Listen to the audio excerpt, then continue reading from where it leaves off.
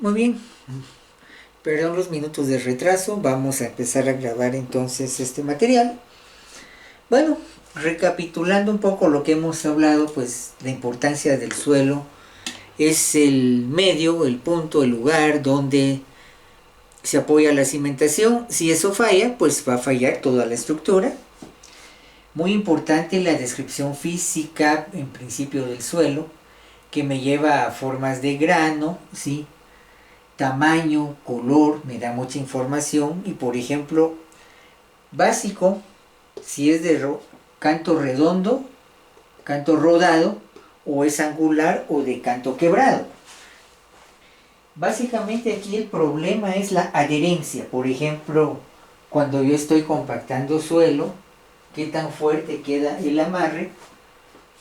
O por ejemplo la adherencia en función de fabricar concreto con ese material. He ahí el porqué, la importancia de mi perfil de suelo. Entonces, además de esto, pues habíamos comentado que formas básicas de suelo, por ejemplo, canto rodado, canto quebrado, puedo tener formación de estrato. Esto se da en suelo fino como limo arcilla o suelo saturado. Ahora, ojo, si yo tuviera algo así como esto hecho a escala, bueno, aquí solo es una fotografía, y tuviera esto con papel impermeable, papel lavado, ¿sí? Yo aquí puedo hacer una comparación directa. Y miren, fíjense que aquí tengo para una estructura granular, tengo digamos material muy fino.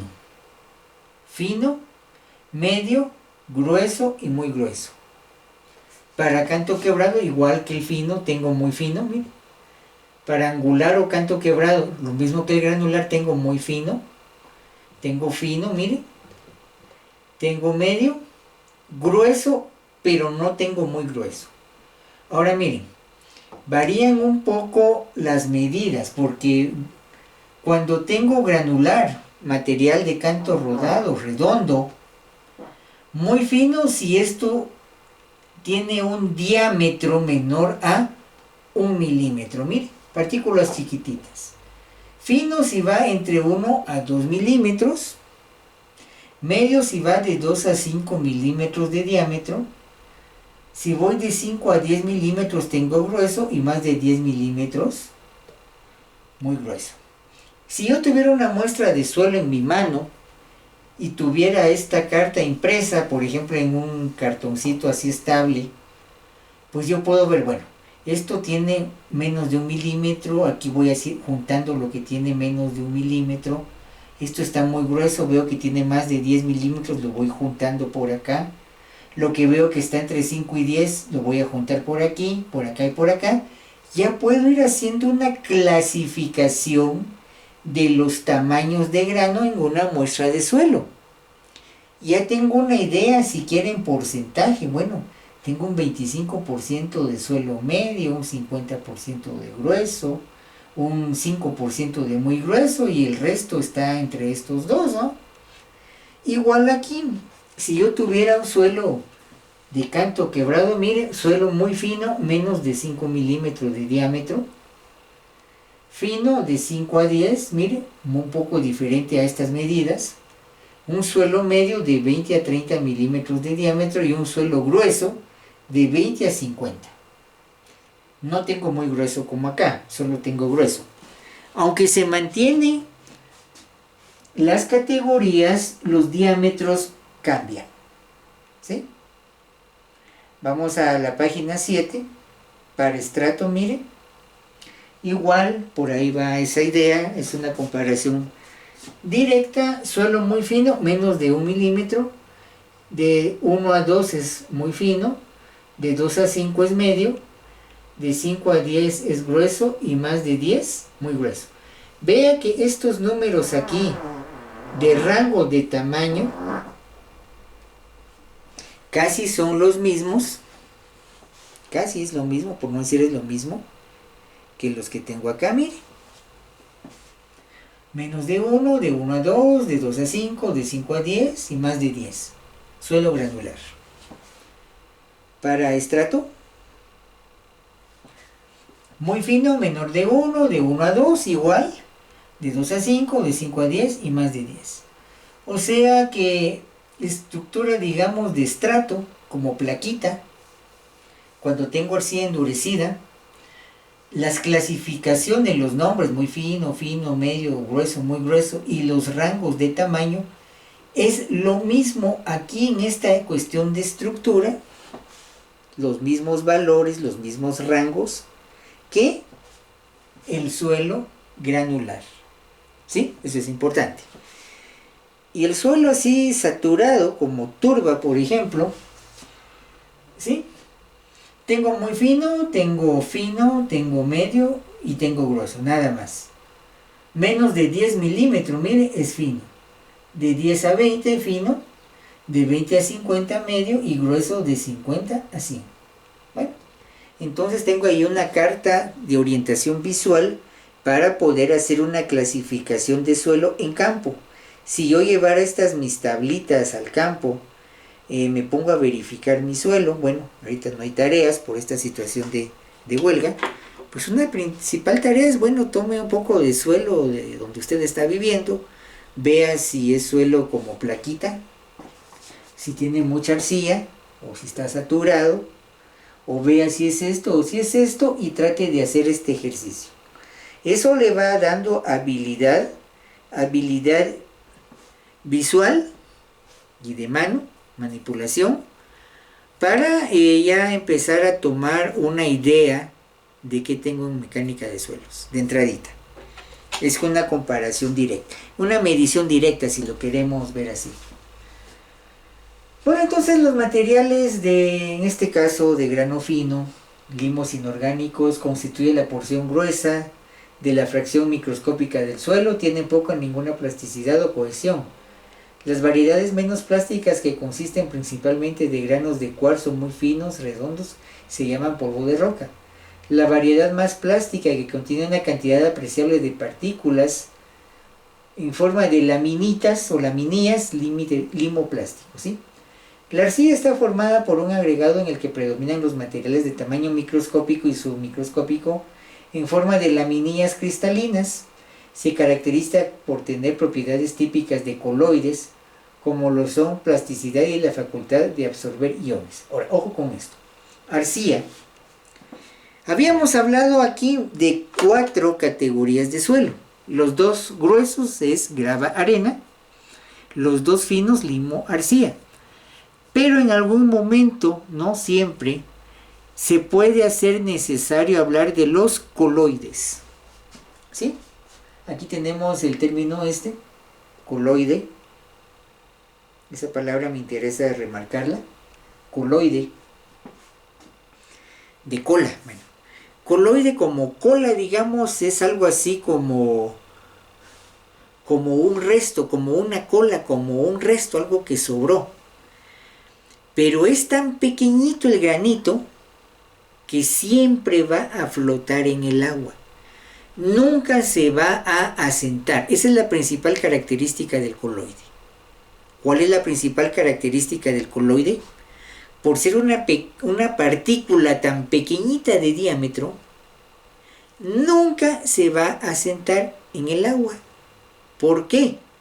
Porque no tiene suficiente peso para romper la tensión superficial del líquido. Por eso el coloide nunca se va a asentar. Ahora, hay una cosa importante ahí, cuando hablamos aquí de los coloides. Las arcillas y arcillas coloidales tienen la facultad de absorber iones. Quiere decir que por ser chiquitita la partícula, se puede magnetizar.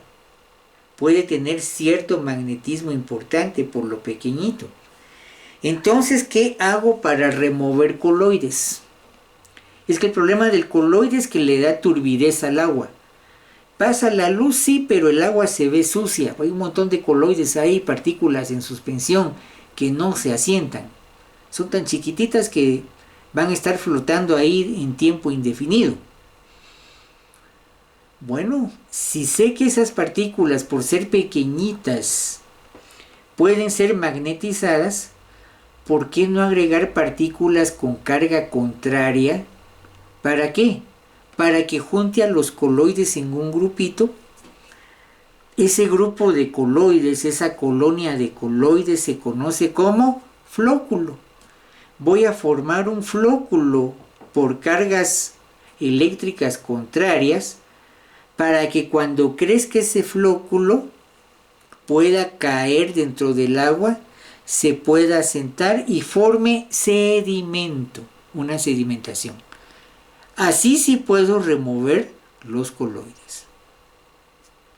Ahora vean una cosa, esa idea no es nueva, no es específica de fisicoquímica, es el mismo principio que se da para la formación de lluvia. Para formación de lluvia necesito, digamos, hacer flóculos. Necesito que las gotas de lluvia empiecen a crecer para que puedan caer y puedan vencer la resistencia del viento y lleguen a la superficie terrestre. Ahí no se llama floculación, ahí se llama nucleación.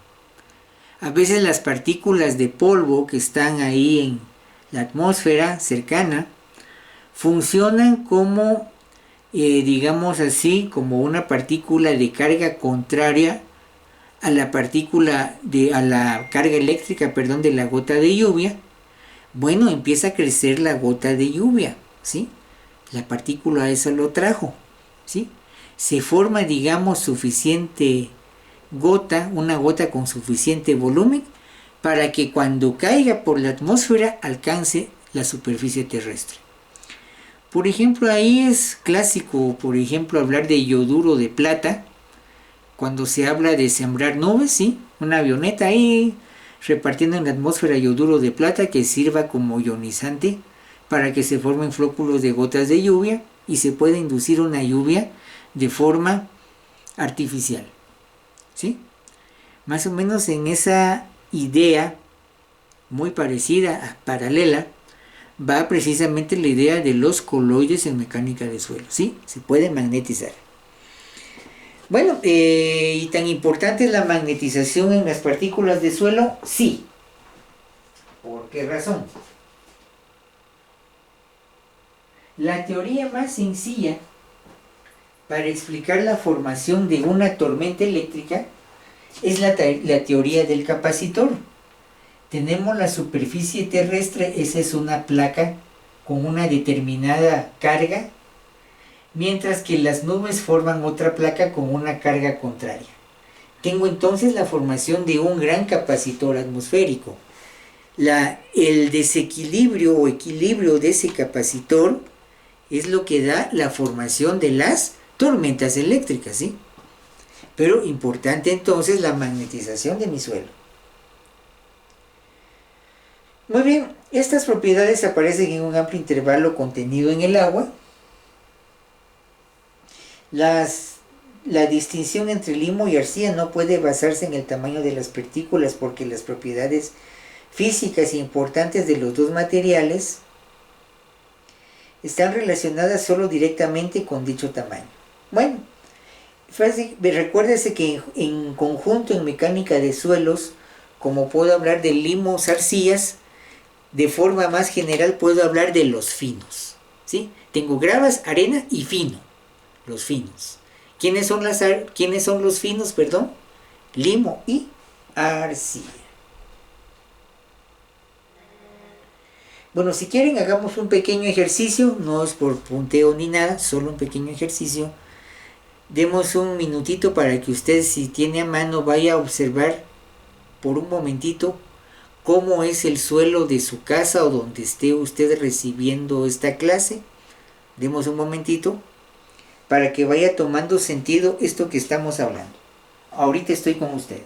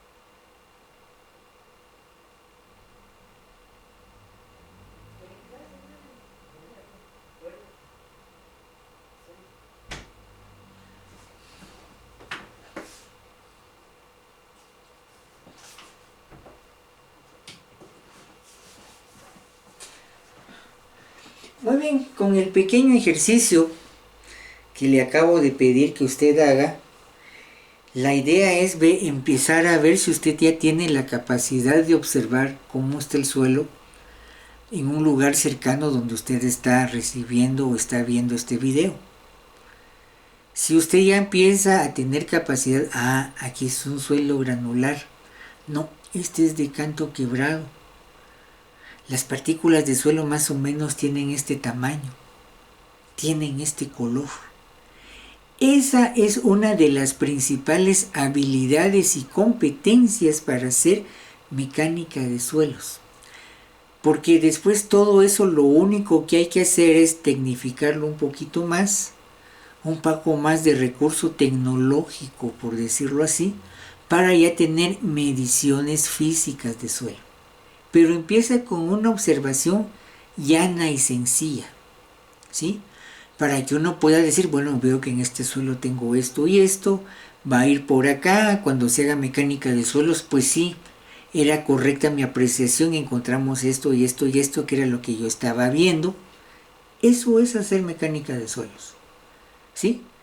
No sea que usted en algún momento subcontrate un laboratorio de mecánica de suelos porque usted no quiere hacer el estudio de suelos o porque usted se va a ocupar en otras cosas. Viene el resultado de suelos y le dice una cosa muy diferente a lo que usted vio en principio. ¿Será que es esto? ¿No será que confundieron mi muestra de suelos? ¿No será que hicieron mal el trabajo de mecánica de suelos? Dude de eso. Pero esa duda va a ser más fuerte en la medida en que usted haya desarrollado un poco más su vista y su tacto para ver cómo está su suelo o el suelo que a usted le interesa revisar. No, yo vi que había un poco de arcilla y es lo que me dice el reporte de mecánica de suelos. Pues yo no vi arcilla, ¿y de dónde sacaron que aquí este suelo es arcilloso? Yo lo que veo aquí es arena. Yo voy a platicar con el del laboratorio de suelos. No sea que me esté cuenteando y me quiera estar metiendo gol. O no sea que haya confundido mi muestra con la de algún otro lugar, pues. ¿Puede pasar? Por supuesto. Por supuesto. La importancia entonces de tener una noción clara del suelo que usted está revisando. Resistencia en un estado seco proporciona una base para distinguirlo. Se moldea un pequeño prisma de suelo, se deja secar al aire, se rompe tomando fragmentos de aproximadamente 3 milímetros y se aprieta entre pulgar e índice. El esfuerzo necesario para romper el fragmento proporciona una base, ojo con esto, para describir resistencia como muy baja, baja, media, alto, muy alta. Un fragmento de arcilla puede romperse solamente con gran esfuerzo, mientras que uno de limo se rompe fácilmente. Bueno, entonces, granitos, fragmentos, granitos, humedézcalos, ¿sí? Séquelos al aire y después vea qué tan fácil se rompe o qué tan difícil se rompe, ¿sí? Mientras más baja es la resistencia a esa rotura con la mano, quiere decir que la viscosidad del agua tiene menos efecto sobre ese tamaño de grano. Mientras más pequeñito es un grano, como las arcillas, puede que, ya me cuesta romper esto. Entonces tengo una resistencia de alta a muy alta, ¿sí? Mientras más pequeño es un grano de suelo, más le afecta la viscosidad del agua. Más plástico es. Mejor forma le puedo dar.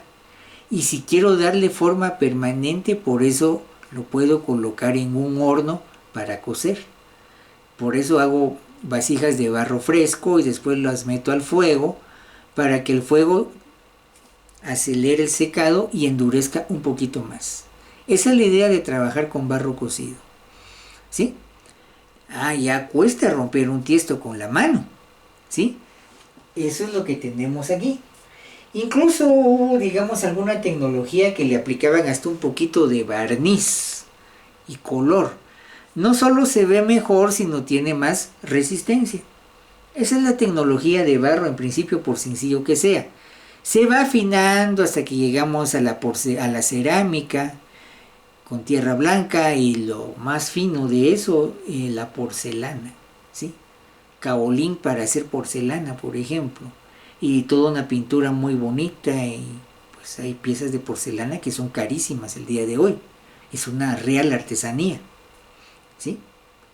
Real artesanía porque por realidad, y también en algún momento porque fue un estatus de la nobleza que solo esta gente podía pagar, digamos, unos trastos de tierra tan finos como era trabajar porcelana, ¿sí?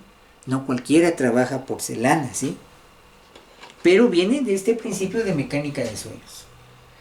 Como los limos son más permeables, dejan pasar con más facilidad el agua que las arcillas.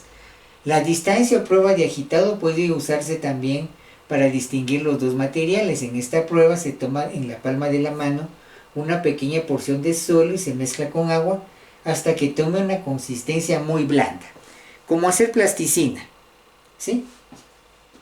Luego se golpea el dorso con la mano ligeramente. Si el suelo es limoso, el agua sube rápidamente a su superficie y le da una apariencia brillante o reluciente. Luego, si se deforma la pasta de suelo, en algunos casos exprimiéndola y en otros estirándola, el agua regresa al interior, dejando la superficie mate. Usualmente, cuanto mayor sea la proporción de arcilla en la muestra, más lenta será la reacción a la prueba. La reacción se califica como rápida, lenta o ninguna, ¿sí? La plasticidad es una propiedad característica de las arcillas y puede usarse también como base para hacer pruebas sencillas de campo. Entonces, ojo aquí.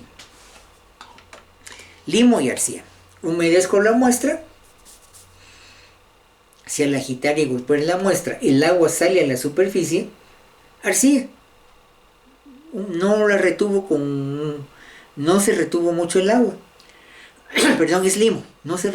Agarró la muestra, lo humedezco, juego con la muestra, empiezo a amasarla, empiezo a golpear la muestra. Si exuda, se vuelve brillante, quiere decir que el agua salió. Eso es un limo. De lo contrario es una arcilla. Y aquí dos conceptos importantes que quiero dejar claro con esto. Aprovechando esta idea. Desde la teoría de esfuerzo,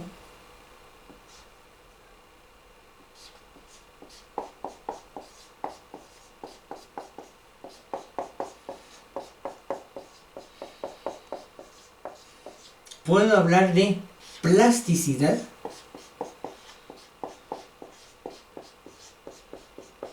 y aquí están las arcillas y de la compresibilidad.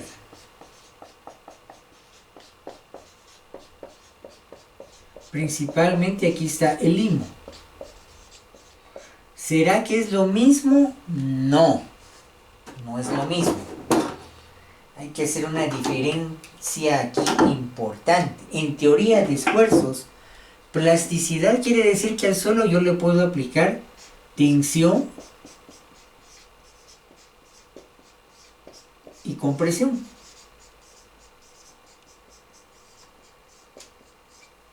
Le puedo dar forma.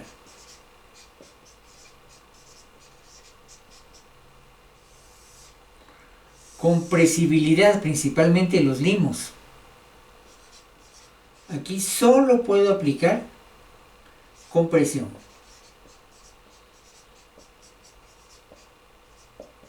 Solo puedo comprimir el suelo. Si aplico tensión,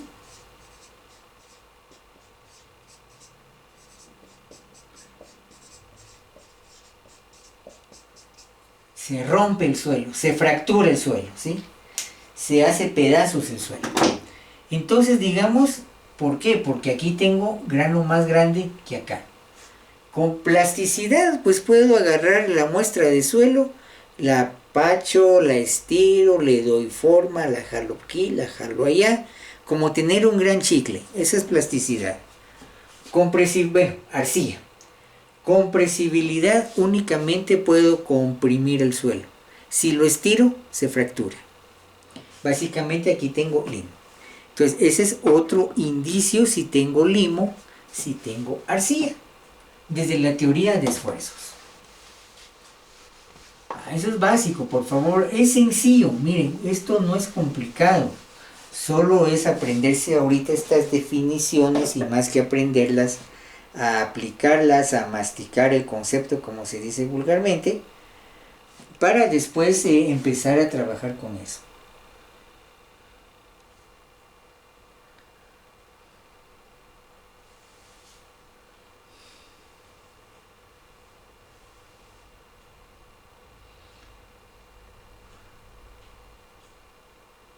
Muy bien, a una humedad determinada, digamos, vamos a ver una apariencia.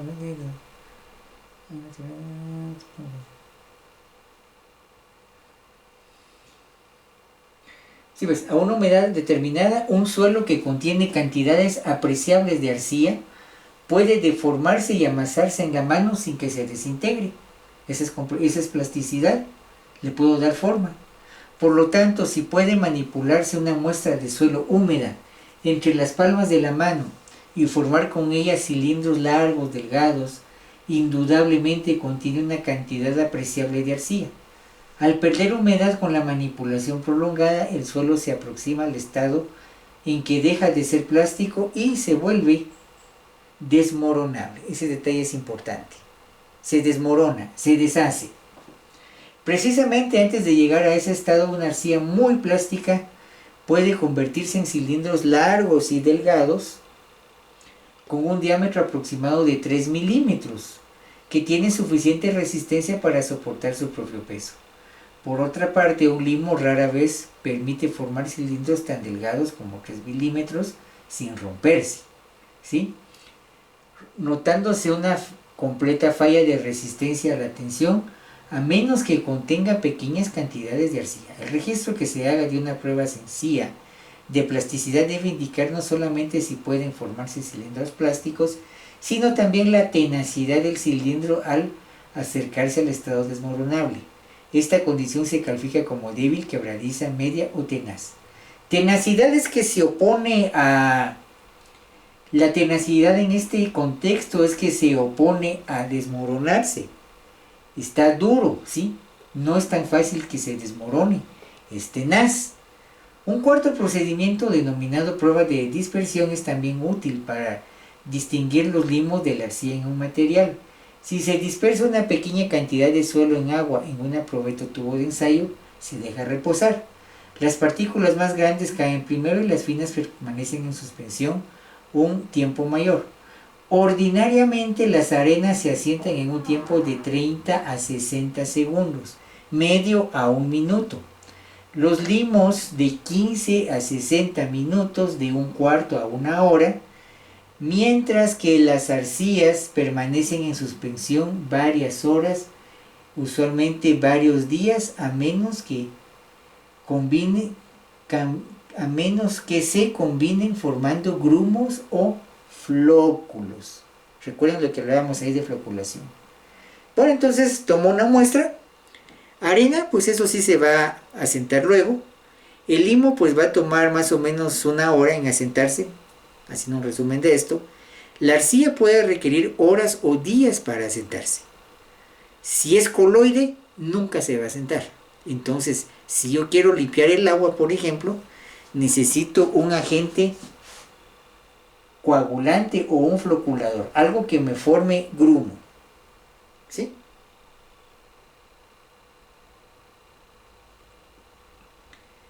Bueno, no sé, si alguien quiere decir algo con esto, pues dejemos un momentito ahí. Ya vamos en la recta final de esta grabación. No sé, hasta acá. Vamos a ver si hubiera algún mensajito en el chat. Si no, pues no hay problema.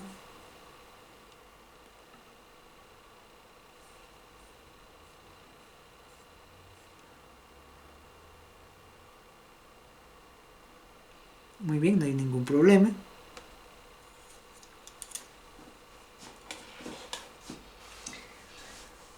Ahora, ¿cómo vemos materia orgánica del suelo? Página 9, por favor. Número 9, la página.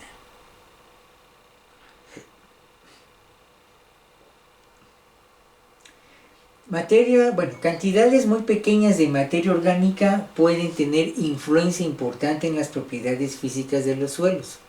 La mayor parte de los suelos orgánicos son más débiles y compresibles que se puede comprimir, que los suelos que posean la misma composición mineral, pero que carezcan de materia orgánica. Pueden reconocerse usualmente por el color, que es gris oscuro a negro en el suelo, y olor a vegetación podrida.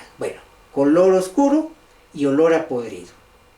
Limo inorgánico es un suelo de grano fino, más o menos plástico, que contiene partículas minerales de limo y partículas finamente divididas de materia orgánica. Puede también estar presentes conchas, fragmentos visibles de materia vegetal parcialmente podrida. Arcilla orgánica es un suelo arcilloso que debe algunas de sus propiedades importantes a la presencia de materia orgánica finamente dividida. Los depósitos de suelo eminentemente orgánicos, como la turba, pueden distinguirse por un color que del pardo oscuro al negro, por la presencia de partículas fibrosas de materia vegetal en estado variable de descomposición y por el olor característico a materia orgánica. Generalmente la materia orgánica tiene mal olor. Perdón el ejemplo y lo que voy a decir acá. Por ejemplo, la materia orgánica de la materia fecal. ¿Por qué hiede tanto?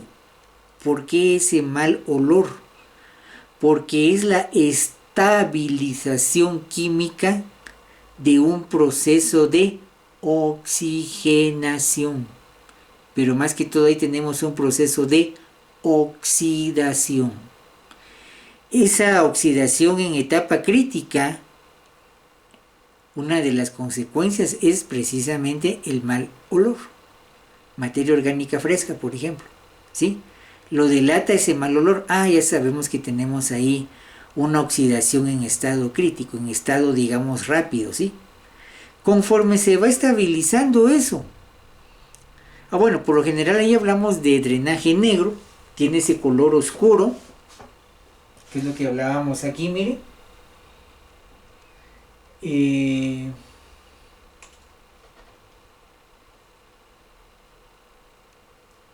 Olor a materia orgánica, materia vegetal estado variable, partículas fibrosas, mire. Tiene un color pardo, como quien dice café oscuro, a color negro.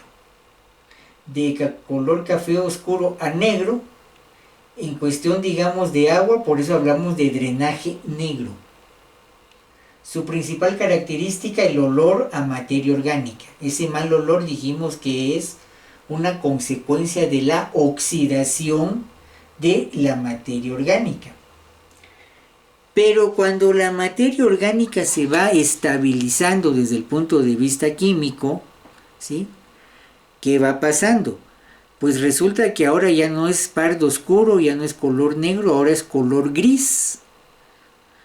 Por eso hablamos de drenaje gris, que es un drenaje ya más estable química y biológicamente, principalmente en lo químico.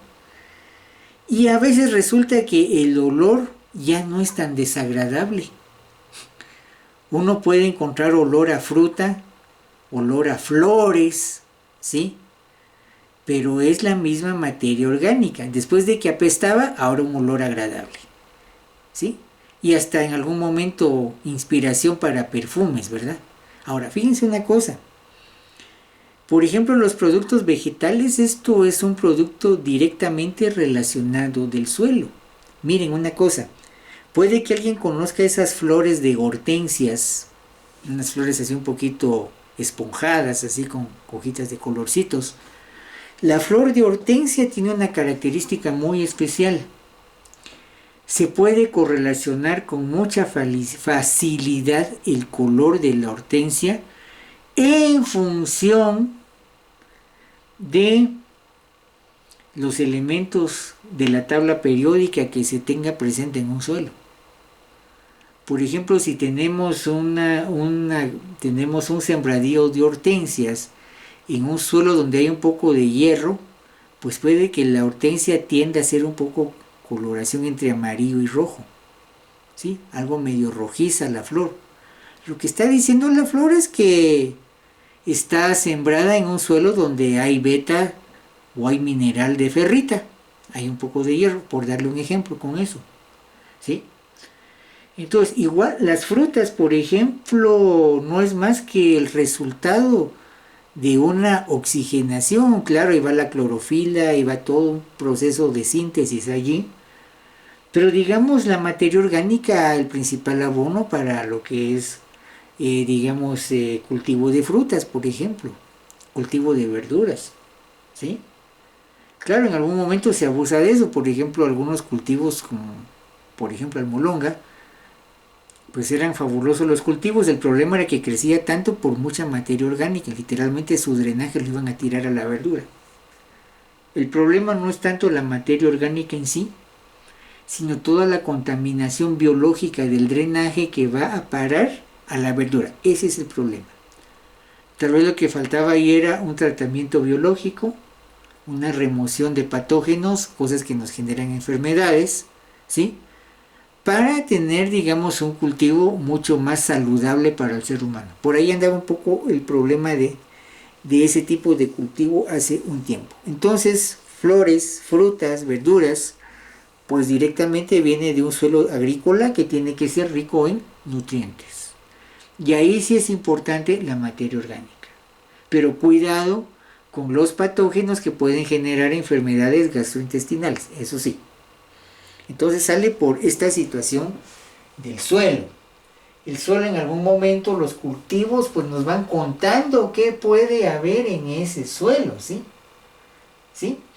Bueno, no siempre se reconocen fácilmente las combinaciones de materiales orgánicos y minerales de los suelos, especialmente si la proporción de materia orgánica es pequeña. Sin embargo, la presencia de materia orgánica debe siempre sospecharse si el suelo tiene color pardo oscuro, gris oscuro o negro. Si no, puede distinguirse el olor a materia orgánica, algunas veces puede hacerse evidente con un poco de calor.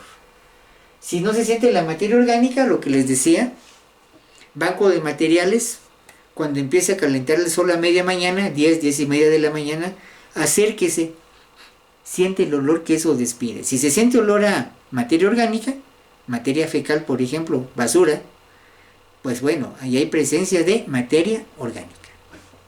Ahí no hay mucho que decir. El calor nos puede ayudar acá.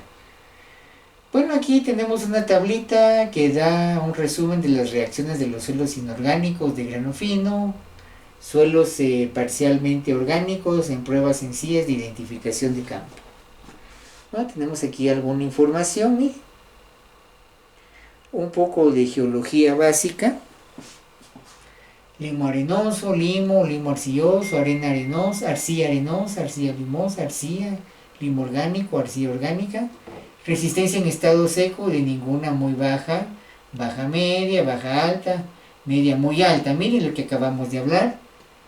Dilatancia, si se dilata o no, rápido o no. Tenacidad, qué tan rápido puedo quebrar la muestra seca en mi mano. Esa es tenacidad, otra vez. ¿Qué tan fácil rompo la muestra de suelo en mi mano? Esa es tenacidad, mire.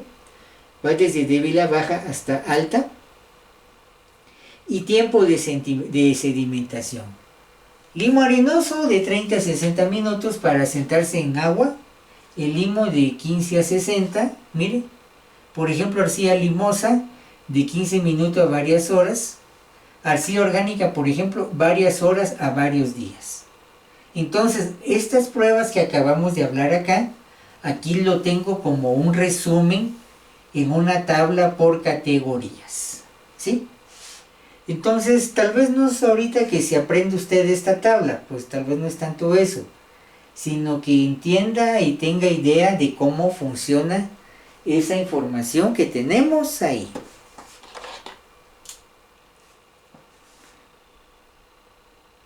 Muy bien, buen punto para estar terminando la grabación de hoy. Muchas gracias, ya sea que haya estado aquí en tiempo real o que después tengamos su amable audición en los videos grabados. Vamos a dejar esto por el momento acá. Próximo video vamos a hablar un poco sobre el color, un poco más a profundidad, en cuestión de mecánica de suelos. Muy bien, no me resta más que desear una feliz tarde.